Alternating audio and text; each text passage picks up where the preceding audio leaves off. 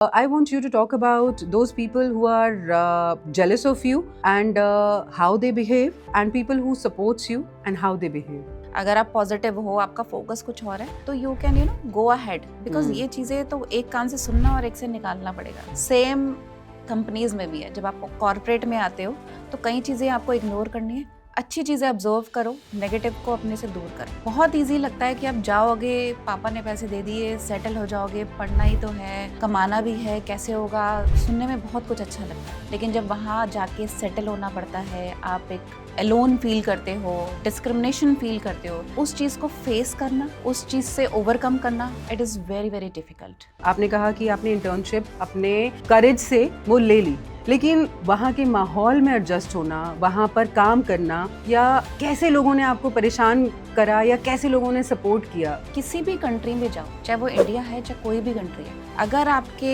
Basics clear नहीं है, आपका फोकस ही नहीं है, तो आप कहीं भी कुछ भी नहीं कर सकते। बहुत सारी चीजें ऐसी होती हैं, without knowing you, without knowing your skills, they started judging you. Women empowerment, it's very important for every women to support other women. बहुत सारी जगह ऐसा देखा जाता है जहाँ एक लड़की ही लड़की को सपोर्ट नहीं करती, बट कई जगहों पे आप देखोगे एक फीमेल ही दूसरे का सपोर्टर बनी है। Most important is self love. जब आप अपने से प्यार करते हो ना, तो अपने लिए कुछ भी कर सकते हो। तो whether it's passion, following your other life, whatever you want to do in your life, just love yourself. तो अगर आप इसी तरीके से सोचते हैं कि मैं कहीं बाहर जाके सेटल हो पाऊंगा या नहीं हो पाऊंगा, तो ये स्टोरी आपके लिए है।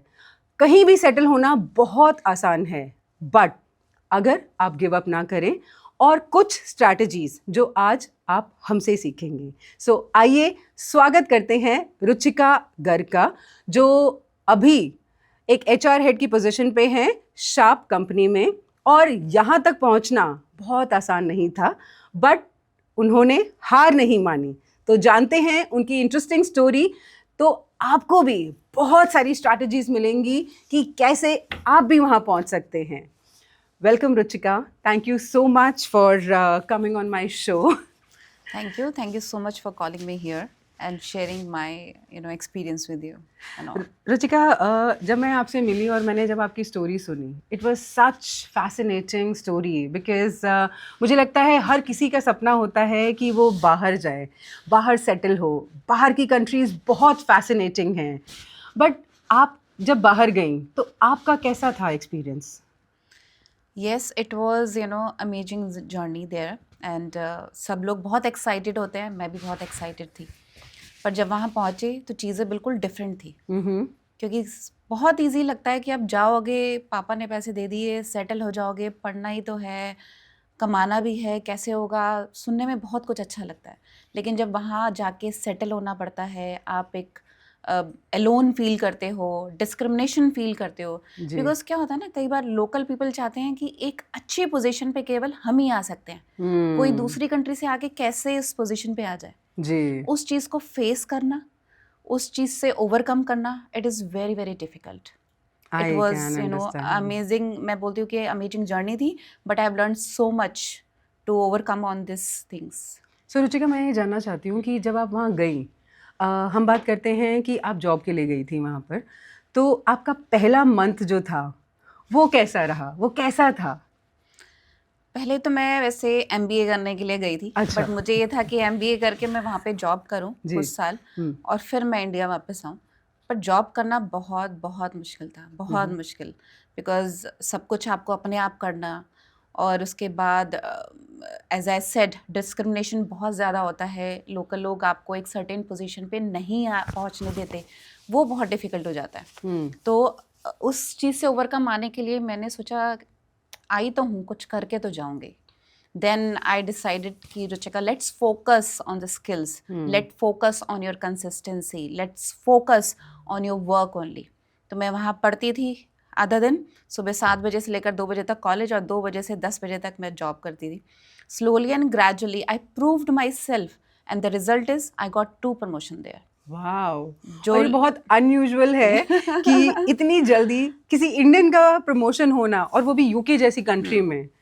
तो आपकी जो कॉलेज जर्नी थी उसके बारे में थोड़ा सा बताइए कि जब आप यहाँ से कॉलेज गई तो वहाँ किस तरीके का डिस्क्रिमिनेशन आपने फेस किया? कॉलेज में अगेन सब लोगों का एक ग्रुपिज्म हो जाता है, बिकॉज मेजर जो लोग होते हैं वो लोकल होते हैं जी। और इधर उधर से आए हुए लोग अलग अलग उस जगह पे पढ़ते हैं, तो आपका ना ग्रुप कई बार आप बहुत लोनली फील करते हो, but it's all depend on you, आप कैसे लोगों के साथ जेल अप होते हो। It is very very important.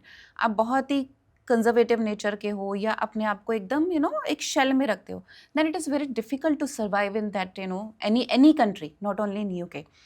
But जब आप जेल अप होना शुरू करते हो, you make new friends, you open opportunity for yourself when you meet up with all, so वो चीज़ें बहुत अच्छी रही। तो आप हमेशा से एक्सट्रोवर्ट थी या वहाँ जाके एक्सट्रोवर्ट हुई? बहुत ज़्यादा नहीं थी पहले, बट वहाँ जाके मैंने अपने आप को ओपन किया, तब मैंने अपनी एक हेजिटेशन को कम करके लोगों से मिलना शुरू किया, बात करना शुरू किया, बिकॉज मुझे पता था कि मैं वापस अपने डैड से पैसे नहीं मांगूंगी। I need to work there, I need to prove myself कि हाँ, because I was the first daughter और फीमेल इन माय फैमिली जो 20 साल पहले लंदन पढ़ने गई थी। उस टाइम पे बहुत क्रेज हुआ करता था। आई एम श्योर 20 साल पहले और आज की बात, टेक्नोलॉजी कितनी ज़्यादा एडवांस्ड, हमारे पास कितनी सारी टेक्नोलॉजीज आ गई हैं। तो ये जो आप बाहर गई, वो आपके पापा ने भेजा था या आप लड़के गई थी? No, it was an interesting story because to being a female or after completing your graduation and masters in IT, सब फैमिली में होता है शादी कर दो, शादी कर दो, शादी कर दो। And I thought let's do it something else because I really wanted to study more and I want to work somewhere. So I thought let's give a chance and धीरे धीरे मैंने अपने पापा को कन्विंस किया। उस टाइम पे DDLJ release हुई थी। So मैंने अपने डैड को बोला पापा जीने दो मेरी जिंदगी। मेरे डैड बोले जा सिमरन जा जी ले अपनी जिंदगी। So in that way, but I promised to my dad that I will come back. ऐसा नहीं है मैं वहीं रह जाऊंगी, और मैंने वो प्रॉमिस को पूरा किया। मैंने जॉब करी, मैंने स्टडीज़ करी, MBA कंप्लीट किया and then I came back here. Very nice. तो जैसा कि हम कहते हैं कि आई थिंक ये हमेशा से आपकी इच्छा थी और आपने डैड को कन्विंस किया। बहुत सारी लड़कियां नहीं कर पाती हैं, उन्हें लगता है कि शायद हमारे पेरेंट्स समझेंगे नहीं। So I request all the females, not even only females, males also, कि अगर आपका कोई सपना है जैसा कि रुचिका का था, तो आप भी अपने पेरेंट्स से बात कीजिए, उन्हें कन्विंस कीजिए कि आपका टैलेंट जो है उससे आप वहाँ जाएंगे और कुछ करके आएंगे। सो क्या करके आएंगे देखते हैं, रुचिका से बात करते हैं। सो रुचिका जब वहाँ पे गई तो सबसे पहली चीज़, कभी आपको ऐसा लगा कि आप उनसे बेहतर नहीं हैं, या ऐसी क्या चीज़ें थी जिससे आपको छोटा फील होता था? बहुत भारी लगता था। जैसे द वे दे कम्युनिकेट, जो उनका एक्सेंट था, I mean it's really difficult to match that accent. कई बार वो क्या करते हैं ना, जान के उस तरह के एक्सेंट में बात करते हैं कि आपको समझ ही ना आए। In the starting it is very difficult to grab that accent और understand that accent. Slowly it will take lot of time. तो वो चीज़ें बहुत थी। फिर जब आप एक जगह जॉब करते हो, वहाँ चाहे लोकल हो चाहे इंडियन कोई काम कर रहा हो, कोई नया आता है तो जल्दी से वेलकम नहीं होता। But I blessed with a good boss and somehow I got to know there is a head HR setting up and I started meeting with them and I said I really wanted to do something, I want an internship. बिना hesitation के मैं गई, उनसे बात करी and they said yes, there is an opportunity in HR, come and meet. And I cracked that opportunity and it's been 20 years now. She is still we are still keep in touch through social media via LinkedIn or Facebook in that way. And I proud myself, जब मैं वहाँ गई मैंने अपने mom dad को UK घुमाया, Paris घुमाया, Scotland घुमाया, तो वो भी अपने पैसों से 20 years back. So I feel proud. Very nice. So I'm sure बहुत से लोगों की ये हिडन इच्छा होती है कि हम अपने पेरेंट्स को बाहर घुमाएं। तो वो कैसी फीलिंग थी रुचिका जब आपने उनको अपने पैसों से बाहर घुमाया? आप उस लेवल तक पहुंच पाए कि वो आप इजीली अफोर्ड कर पाएं? कभी सोचा नहीं था ऐसा होगा, but I feel very proud. In fact मुझे लगता है मेरे पापा मम्मी भी बहुत प्राउड फील करते होंगे मेरे ऊपर कि हाँ मेरी लड़की ने हमें बाहर घुमाया, वो देश जहाँ लोगों की जाने की इच्छाएं रह जाती हैं, जिसे हम केवल टीवी पे देखते हैं। जी जी जी, है ना, जो मेरी भी इच्छा थी कि नहीं, राज गया था तो मैं भी जाऊंगी। So I really really feel blessed. भगवान ने एक हाथ रखा सिर पे और मैं वो चीज़ कर पाई अपने मॉम डैड के लिए। जब आप वापस आई रुचिका, तो यहाँ पर तो आपको सबने बहुत मतलब अच्छे से ट्रीट किया होगा कि भाई बाहर से आई है, यूके से आई है, तो जॉब अपॉर्चुनिटी सब कुछ बिछा हुआ होगा। मेरे को भी यही उम्मीद थी, ओके, बट हुआ बिल्कुल ऑपोजिट। ओके, बिकॉज एक एक्सपेक्टेशन होती है जब आप बाहर से आते हो कि हाँ हम बाहर से पढ़ के आए हैं तो एक सर्टेन पैकेज मिलेगा, एक डिफरेंट आपको लोग दूसरी नज़र से देखेंगे, बट वो दूसरी नज़र से ही देखा। बिकॉज ये वो भूल गए कि मैं इंडियन ही हूँ, कल्चर वही है।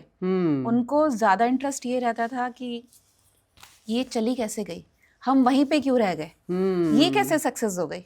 मतलब फ्रेंड्स हो गए, फैमिलीज हो गए, चाहे नॉर्मल इंटरव्यूज हो गए, लोगों के क्वेश्चन ही बदल गए थे कि how come you can go there, how much you spent, why did you come back, this is none of your business. So इस तरह की चीज़ें बहुत हुई। मतलब एक इंटरव्यू में तो मैं उठ के आ गई थी and I said, is this related with my interview?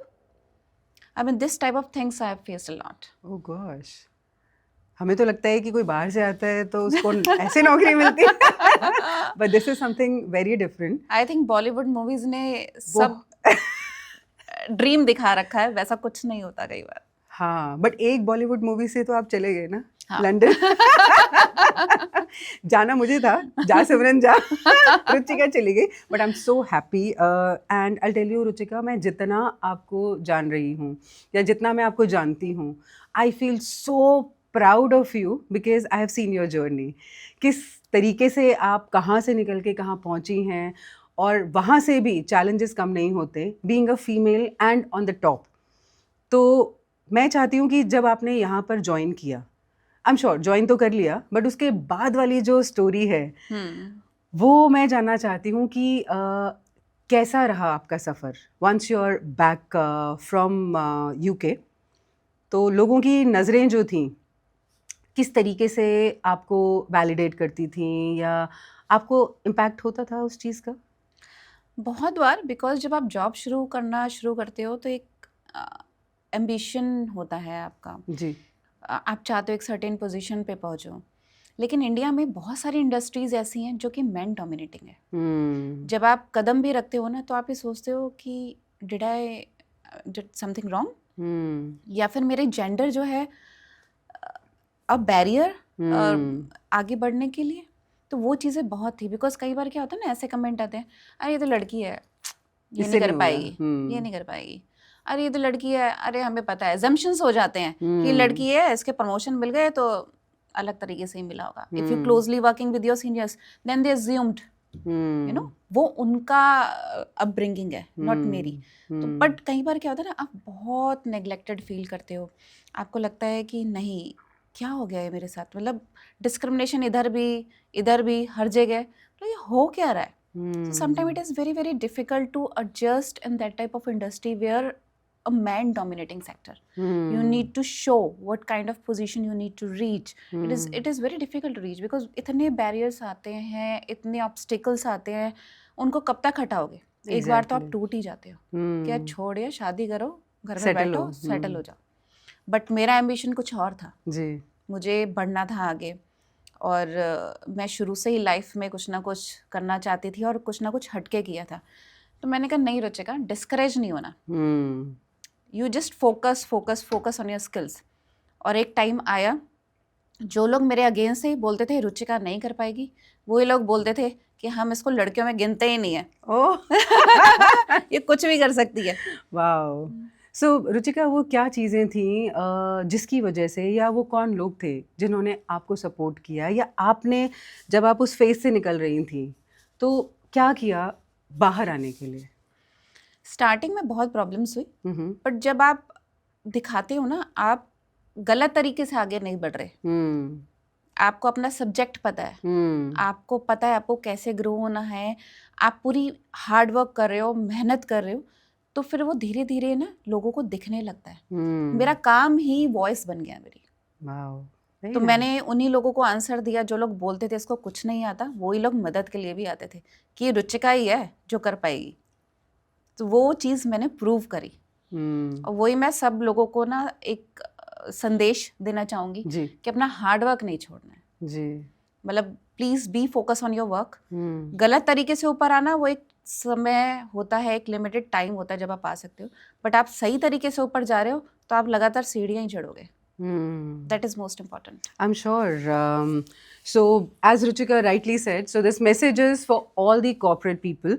It's easy to do wrong things, but with wrong things, आप बहुत ऊंचा नहीं उठ पाओगे, क्योंकि अगर आपके अंदर स्किल्स नहीं हैं, आप एक बार किसी को बेवकूफ़ बना लेंगे, 2 बार बना लेंगे, बट लंबे समय तक अगर आपको चलना है तो आपको स्किल्स पे काम करना होगा। एंड दूसरी बात जो रुचिका ने बहुत सुंदर कही कि आपको स्किल के साथ अपना डिटर्मिनेशन एंड अपना पैशन नहीं छोड़ना कि मुझे जहाँ जाना है मुझे वो काम करना है। कॉर्पोरेट में हम नॉर्मली देखते हैं कि अगर किसी के साथ एक बार कुछ भी डिस्क्रिमिनेशन हो गया तो वो हार मान जाते हैं और वो लड़ते नहीं हैं। बॉस ने बदतमीज़ी कर दी या कलीग ने बदतमीज़ी कर दी तो वो अपना सपना छोड़ देते हैं। बट आपने अपना सपना नहीं छोड़ना, आपने लड़ना है और जहां आपने पहुंचना है वो सिर्फ आपको ये 3 चीज़ें पहुंचा सकती है, आपका स्किल सेट, आपका कंपैशन एंड आपका self confidence on your self. तो कभी आपको ऐसा लगा कि आपको वहां पहुंचने के लिए अपनी फेमिनिटी छोड़नी पड़ी और आदमियों की तरह बनना पड़ा? Definitely yes. जब आप किसी मैन डोमिनेटिंग सेक्टर में काम करते हो तो आपको बहुत सारी चीज़ें छोड़नी पड़ती हैं आपको। मतलब जैसे लड़कियां फील करती हैं या जिस तरह से उनका ऑरा होता है या जैसे वो पहनती ओढ़ती हैं, वो सब छोड़ के एक उसी चीज़ में आना पड़ता है जैसे आदमी कर रहे हैं जी। अदरवाइज आप कंधे से कंधा मिला के काम नहीं कर सकते। लोग आपको जज करते हैं आपके कपड़ों पे। बहुत सारी चीज़ें ऐसी होती हैं without knowing you, without knowing your skills, they started judging you. तो कई बार उस तरह के सेक्टर्स में आपको कंधे से कंधा मिला के काम करना है, आपको अपने अटायर पे ध्यान देना है कि नहीं अब मैं बिल्कुल ऐसे ही चलूँगी, ऐसे ही बात करूँगी, उसी वे में बात करूँगी जिस लैंग्वेज में वो बात करते हैं। तो वो चीज़ मैंने करी है। और एक समय था जब लोग सोचते थे नहीं ये 3 महीने में छोड़ जाएगी, ये तो यहाँ सेटल ही नहीं हो सकती। और एक वो समय था जब मैंने 5 साल बाद वो कंपनी छोड़ी तो एक एक बंदा बोल रहा था मैडम रुक जाओ यहाँ। Very nice. बट आपको लगता है कि ये सही है कि क्योंकि हमें वहाँ पहुँचना है और बिकॉज वी आर वुमेन हमें वो पहुँचने नहीं देंगे तो हम आदमियों की तरह बिहेव करने लग जाते हैं? नॉट एग्जैक्टली आदमियों की तरह बिहेव, बट कई इंडस्ट्रीज ऐसी होती हैं जैसे आप मैन्युफैक्चरिंग की बात करो, वहाँ पे दूर दूर तक लड़कियां दिखती ही नहीं है। तो क्या होता है ना, देखो आप लोगों की नज़र को जज नहीं कर सकते हो या उनको चेंज नहीं कर सकते हो, जो जैसा सोचेगा वो वैसा है। तो why not you change little bit on your self and try to improve and enhance your skill, that is always better. तो जैसे होता है ना जैसा देश वैसा भेष, तो कई बार वो चीज़ें करनी पड़ती हैं। जब वो कर लेते हो ऐसा तो है नहीं आपने वहीं से रिटायर होना है, but you just improve and show them yes you have a capability, you can reach on certain position if you are in man dominating sector. And I have a very good example. Wherever I've been in my previous job, I got promotion in less than 3 years. Wow. So this is my journey and I really wanted to say to all that you please focus on your work, that is most important. तो आप जब से इतना कुछ करती हैं तो office में कई लोग आई एम श्योर जलते भी होंगे कि यार ये इतना कुछ कैसे कर लेती है। So I want you to talk about those people who are jealous of you and how they behave and people who supports you and how they behave. बहुत लोग जलते हैं क्योंकि उनको लगता है उनकी अपनी assumption है कि अरे that girl is working very closely with the management, so they have their own assumption. But do not discourage yourself because आपका focus ही कुछ और है। अगर आप positive हो, आपका focus कुछ और है, तो you can go ahead, because ये चीज़ें तो एक कान से सुनना और एक से निकालना पड़ेगा। जैसे घर में होता है ना, एक से सुनो एक से निकालो, वरना उसी जद्दोजहद में आप रह जाओगे। सेम कंपनीज में भी है। जब आप कॉर्पोरेट में आते हो तो कई चीज़ें आपको इग्नोर करनी है, अच्छी चीज़ें ऑब्जर्व करो, नेगेटिव को अपने से दूर करो।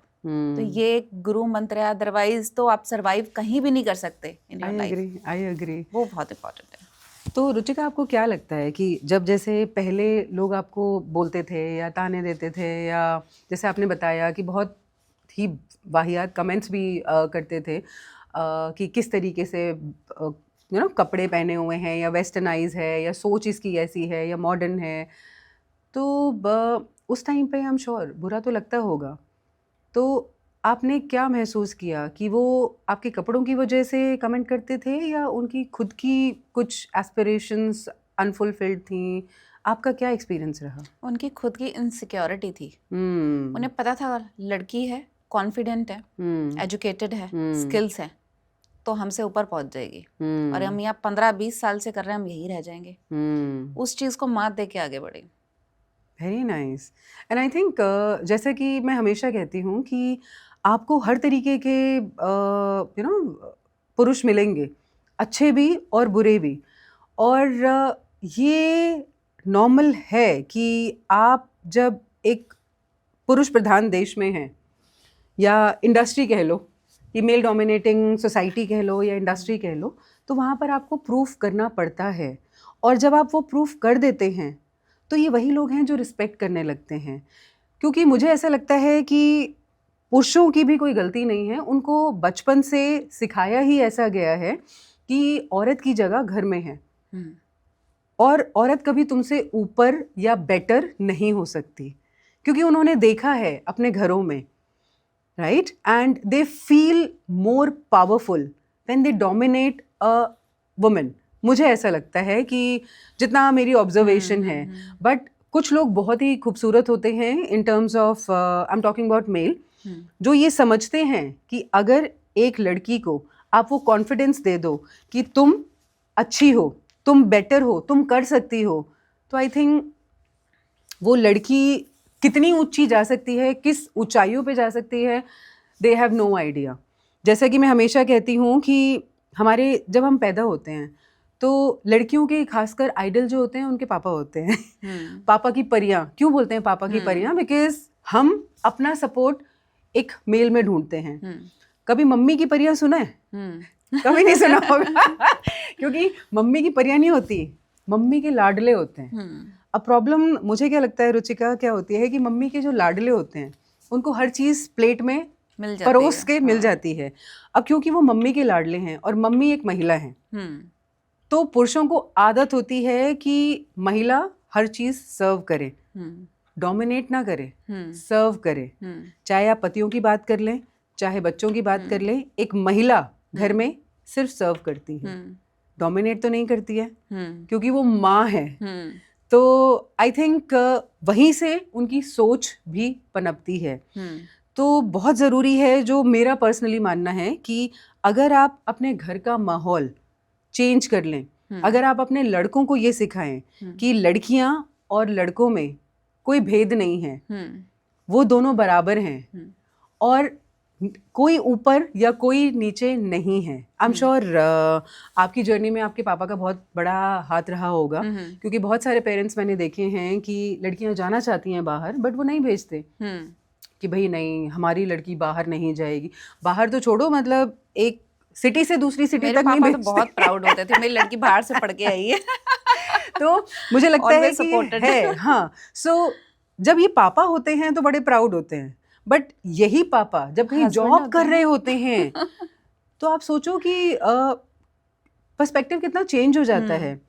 मुझे ऐसे लगता है कि कॉर्पोरेट में अगर हर आदमी अपनी कलीग को अपना फ्रेंड सोच के और देखे कि ये मेरी फ्रेंड है, तो मेरी और मेरा अगर हटा दिया जाए कि यार ये तो मेरा दोस्त है, तो भाई दोस्त के लिए तो जान भी हाजिर है, मैं सपोर्ट करूंगा, तो I think things can be way different. आपको क्या लगता है?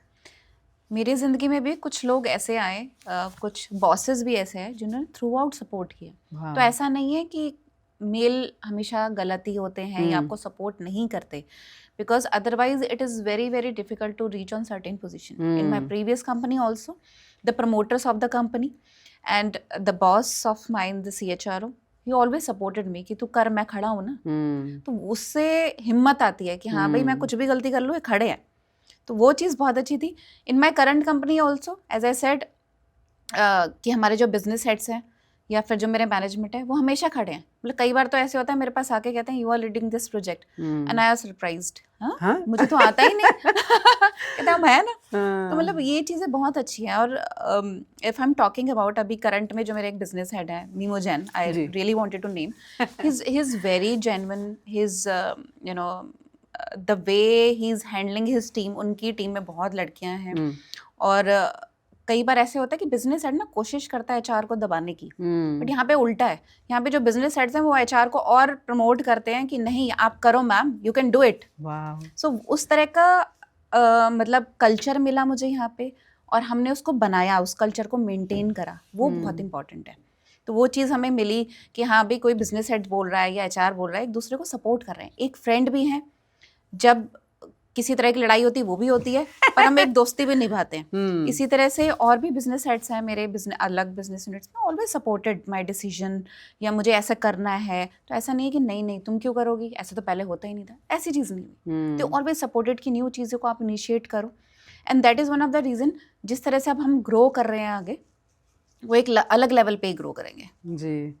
तो आपको लगता है कि ये जो मेल हैं वो तब सपोर्ट करते हैं जब आप मांगते हो, आपको लड़ना पड़ता है अपने लिए, वरना उन्हें पता कैसे चलेगा कि आपको सपोर्ट चाहिए? आपका काम बोलता है. तो जब आप काम करते हो तो ऑटोमेटिकली यू गेट जब आप काम करते हो तो सामने वाला भी बेवकूफ़ नहीं बैठा है, उसको समझ आता है कि बंदे में कुछ तो स्किल है, कुछ तो टैलेंट है, और चाहे वो मेल हो चाहे फीमेल हो. जब आप एक साथ काम करना शुरू करते हो तो कैपेबिलिटीज़ एक दूसरे की पता चलती हैं, और ऐसा नहीं आप 100% यू नो बिल्कुल ही अलग उस पे हो. कई बार होता है आप में कुछ कमियां भी हैं जिसमें वो लोग भी ओवरकम करते हैं उस चीज़ को, आके उस चीज़ में सपोर्ट करते हैं, नहीं इसको ऐसे करो उसको वैसे करो तो ज़्यादा अच्छा हो पाएगा. तो I found in my current company that support. Very nice. So जब हम कंपनी कल्चर की बात करते हैं तो like you talk a lot about company culture and you've been supported from higher management also, and I think that's because of your work. You always says that.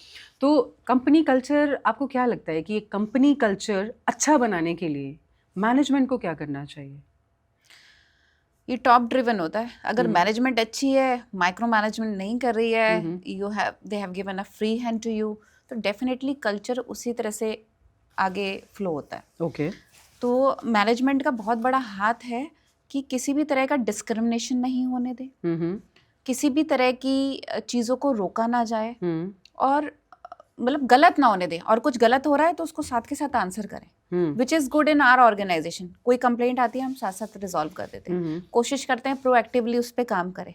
और हमने कई तरह की कमेटीज़ भी बनाई हुई हैं इसीलिए उन चीज़ों को रिजॉल्व करने के लिए. तो culture depend on the management, नीचे से नहीं ड्राइव होता, ऊपर से ड्राइव होता है. तो वो चीज़ को मेंटेन करना भी बहुत इंपॉर्टेंट टास्क है. तो सिस्टम्स का क्या रोल है आपके हिसाब से Ruchika?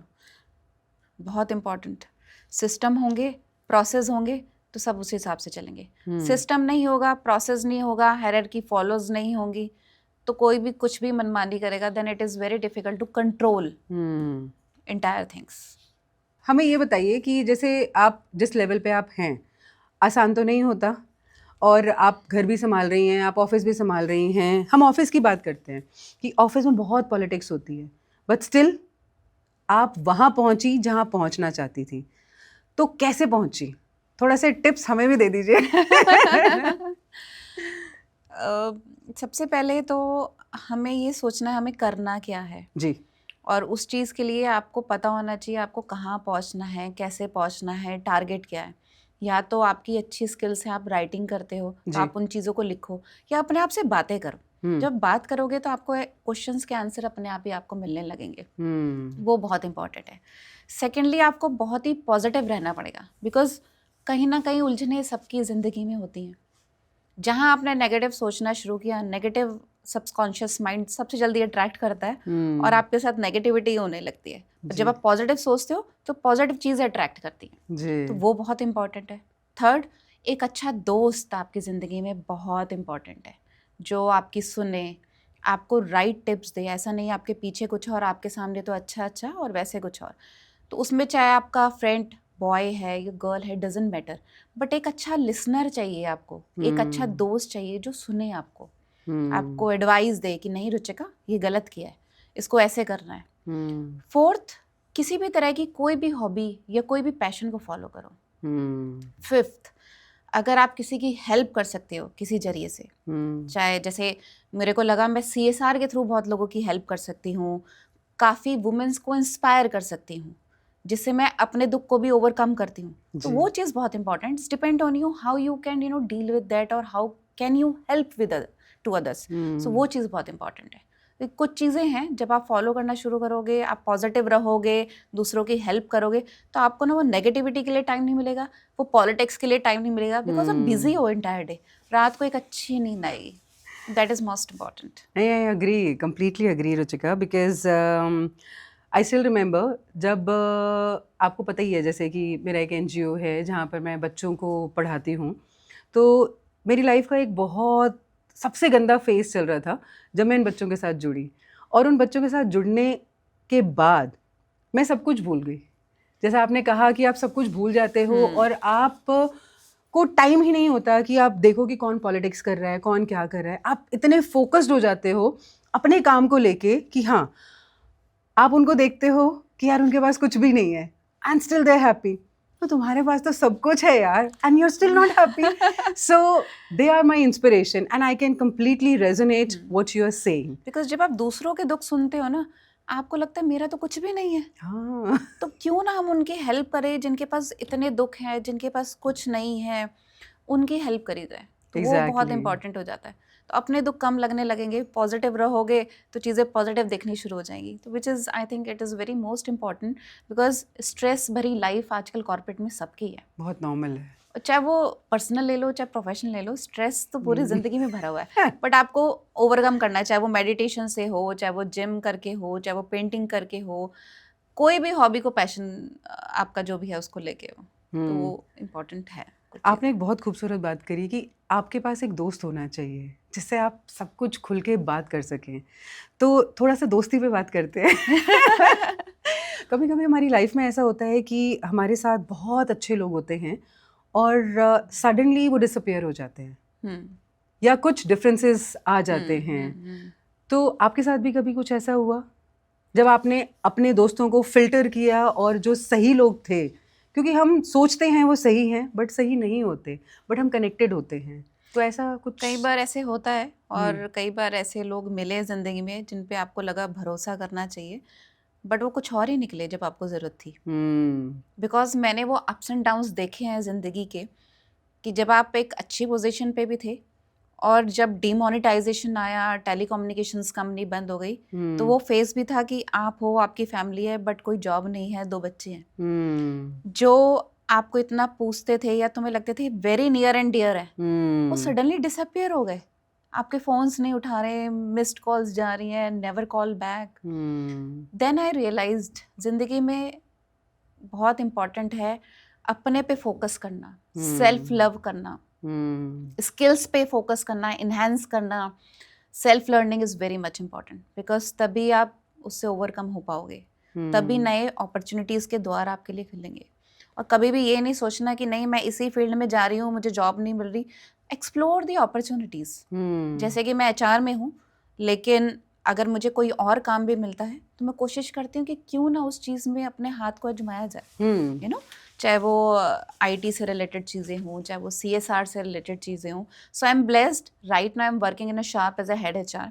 Along with the HR, I got an opportunity to working in CSR, to leading the CSR activities. Along with that, leading the merger and acquisition and many other things which हमारे management ने trust किया और बहुत सारी चीज़ें दी, but I never said no, मैं नहीं करूँगी। I always said yes sir, I will do it. So वो चीज़ बहुत इंपॉर्टेंट है। एक कंपनी में आई थिंक ट्रस्ट करना बहुत ज़रूरी है, और जब आपकी मैनेजमेंट आप पे ट्रस्ट करती है, सो आई थिंक वो ऐसे ही ट्रस्ट नहीं करती है, वो आपकी कैपेबिलिटीज़ देखती हैं. And I am sure Ruchika उन्होंने देखा होगा आपका compassion. I am a huge fan of your compassion. तो तभी वो अपॉर्चुनिटी दी होगी, क्योंकि मैंने देखा है कि बाकी कंपनीज में एचआर सिर्फ एचआर तक ही सीमित है, but with your organisation as we were discussing earlier as well कि आपको अलग अलग अपॉर्चुनिटीज़ मिली. तो ये अपॉर्चुनिटीज़ आपने मांगी या उन्होंने खुद दी? मतलब you indulged and age of कि मुझे इसमें भी घुसना है. See I am working in a Japanese organization, और जापानीज का ट्रस्ट जीतना it's most difficult. I think सब लोग जानते होंगे. Yes, तो slowly and gradually, as I said, मेरा हमेशा फोकस रहा है काम करने पे, नई नई चीज़ें सीखने में, लोगों को उस चीज़ में एंगेज करने में. तो मैंने खाली रिक्रूटमेंट या एचआर का ना रंगोली बनाने वाला काम नहीं किया. That's a myth यार. एचआर जैसा रंगोली myth नहीं होता है ना कि बनाता. एचआर बस रंगोली बनाता है, 9 बजे आता है, 5 बजे चले जाता है. नहीं, मतलब हमें लगता है कि वो कौन सा एचआर है जो 9 बजे आके 5 बजे जाता है. और कौन से एचआर है जो रंगोली बनाते हैं यार? हमने नहीं देखे. कोई नहीं बनाता. मतलब I think Nobody it's a does myth that. and people That's are admin making lot of job. memes. So because I focused on my work, चीज़ों में उस तरह से काम किया, अपनी नेगोशिएशन स्किल्स पे काम किया, अपनी एम्प्लॉय एंगेजमेंट पे काम किया, कैसे और एरिया को एक्सप्लोर करना है. तो स्लोली एंड ग्रेजुअली आपके मैनेजमेंट को दिखता है. नॉट ओनली एमडी, जो हमारे बिजनेस हेड्स हैं उनको भी दिखा, एंड दे सपोर्टेड वेल. मतलब I heads off and blessed. I have a good business leaders with me and the management also and the MD सान also, जो हर मोड पे मुझे सपोर्ट करते गए, whether it's personal or professional. So as you mentioned that वो passion वाली आपने बात करी थी. जी जी So, जी जी. मैं ये जानना चाहूँगी, मैं आ रही थी कि पैशन में मैंने अभी पीछे देखा भी था कि आपको क्राउन से नवाजा गया है, और आप एक फैशन शो में आपने पार्ट लिया. तो मैं जानना चाहूँगी उसकी कहानी. It's very interesting. सो जैसा कि मैंने कई अपने सेमिनार्स में भी बोलती हूँ, वीडियोस में भी बोलती हूँ कि लड़कियों को अपना पैशन ज़रूर फॉलो करना चाहिए, चाहे वो हाउसवाइफ है चाहे वो प्रोफेशनल है. बिकॉज जब आपके पास पैशन होता है ना, तो आप एक अलग ही दुनिया में होते हो. मैंने भी और लड़कियों की तरह थोड़ा सोचा कि नहीं, पहले फैमिली, बच्चे, पति, काम, फिर बर्तन, फिर खाना, लॉट ऑफ थिंग्स. हमारी कहानी सेम है. बट मुझे लगा कई सालों बाद नहीं, अब पैशन फॉलो करना है. उसमें मेरे बच्चों ने, मेरे मम्मी पापा ने, मेरे ब्रदर ने बहुत सपोर्ट किया, because I really wanted to go in a pageant someday. और ये मेरा ड्रीम था जब ऐश्वर्या राय बनी थी मिसेस इंडिया, मिसेस वर्ल्ड. और उस टाइम पे आई वाज जस्ट थिंकिंग कि लेट्स पार्टिसिपेट. बट कई बार कुछ चीज़ें ऐसी होती है आप नहीं कर पाते. But this time I think I take out some time, जिसमें मेरी कंपनी ने मुझे बहुत सपोर्ट किया हर स्टेप पे, और फैमिली ने भी. मतलब if you see my LinkedIn, you know, lot of cakes has been, you know, delivered at your place. Yes, I'm aware. And every time they were asking कि हाँ, अगर जल्दी जाना है जल्दी चले जाओ, because you know there are practice करनी है, टैलेंट राउंड करना है, जिसमें नॉर्मल कंपनीज नहीं आपको प्रेफर करती हैं. और जब आप करने लगते हो कुछ तो सोचते हैं अरे ये क्यों कर रही है, काम तो कर नहीं रही है, यू नो, वो चीज़ें. लेकिन क्योंकि मैं बहुत डेडिकेटेड थी अपने काम को लेके, वो मेरे मैनेजमेंट को भी पता था, तो उन्होंने मुझे पूरा सपोर्ट किया उस चीज़ को लेके. And I participated in Mrs India international Queen 2025 and I got a crown of smiling beauty, which is very compliment to my HR profession. I agree. जब आप स्माइल करते हो ना, yes. तो आधी प्रॉब्लम्स वैसे ही दूर हो जाती हैं. तो वो बहुत अच्छा कॉम्प्लीमेंट किया, और इसलिए आई ऑलवेज स्माइलिंग. कोई भी सिचुएशन हो आप स्माइल करो, तो आपकी 70% प्रॉब्लम ही दूर हो जाएगी. और ये साइंटिफिकली प्रूवन है, पता है, जब आप स्माइल करते हो, so when you smile automatically, you know, सारी एक्सरसाइज होती है, आपका फेस मसल्स जो होती हैं वो रिलैक्स होती हैं. And I can definitely resonate with what you said कि आप स्माइल कर दो.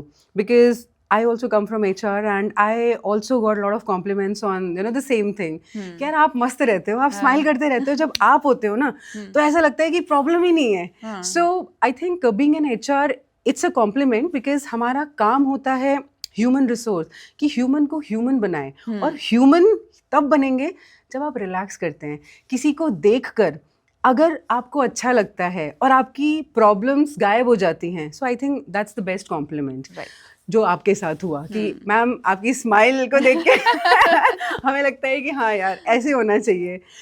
तो अगला क्वेश्चन मेरा ये है कि जब हम बात करते हैं वुमेन एम्पावरमेंट की, तो आपके लिए वुमेन एम्पावरमेंट क्या है? Women empowerment, it's very important for every woman to support other women.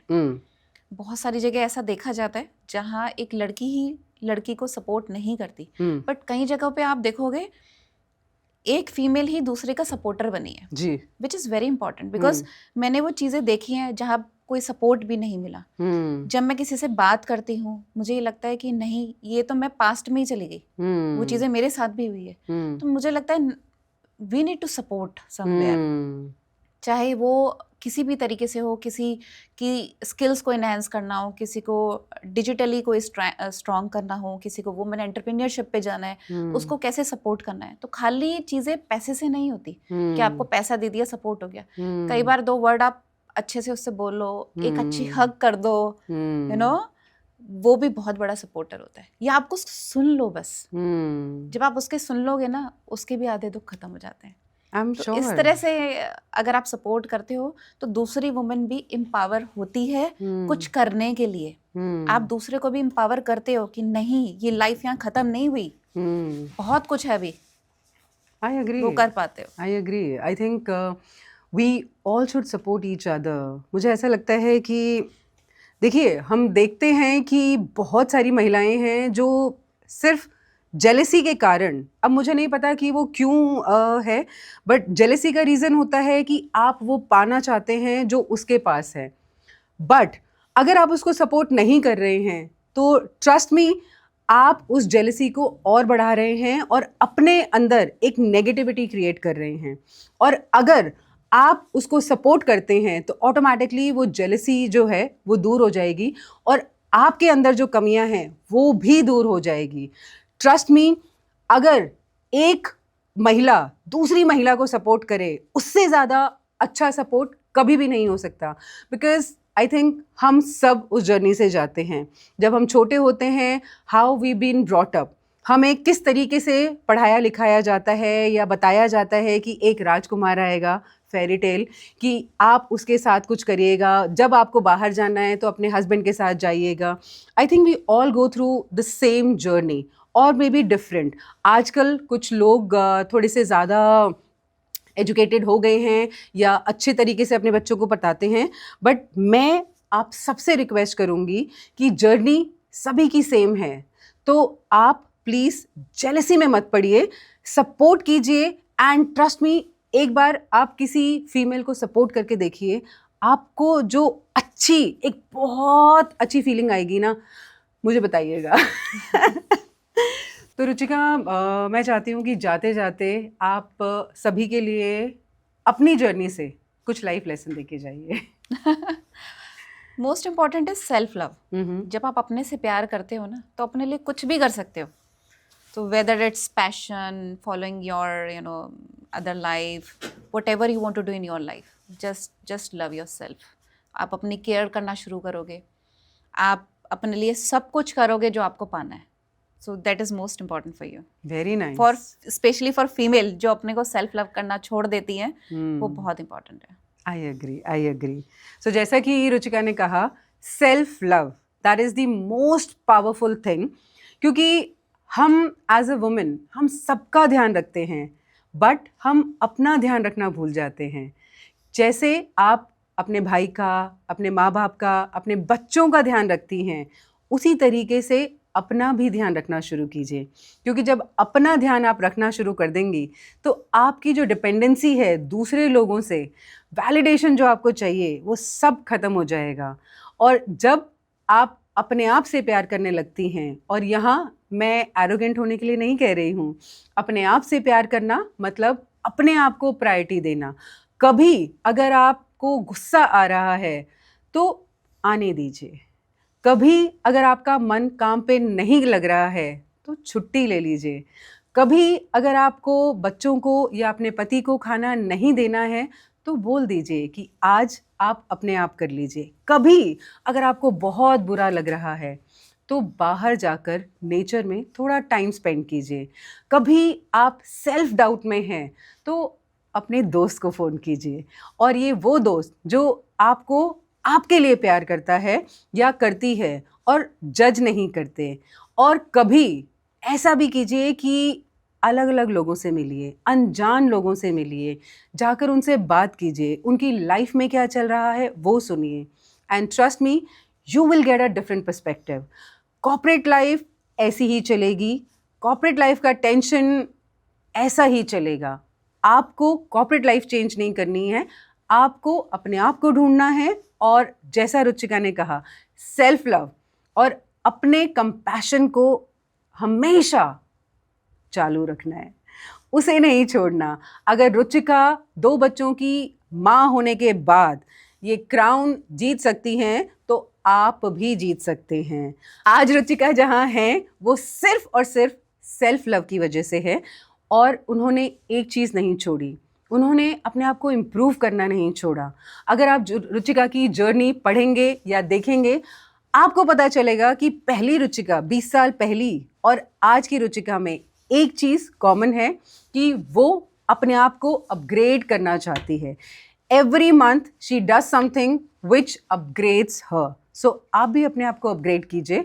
And self love मतलब प्रायोरिटी अपने आप को दीजिए, अपने साथ टाइम स्पेंड कीजिए, और अपने आसपास अच्छे दोस्त रखिए। वो नहीं जो आपको छोड़ के चले जाएं, बल्कि वो जो आपको आपके लिए प्यार करें, आपके पैसे, पावर या आप उनको कैसा फील कराते हैं उसके लिए प्यार ना करें।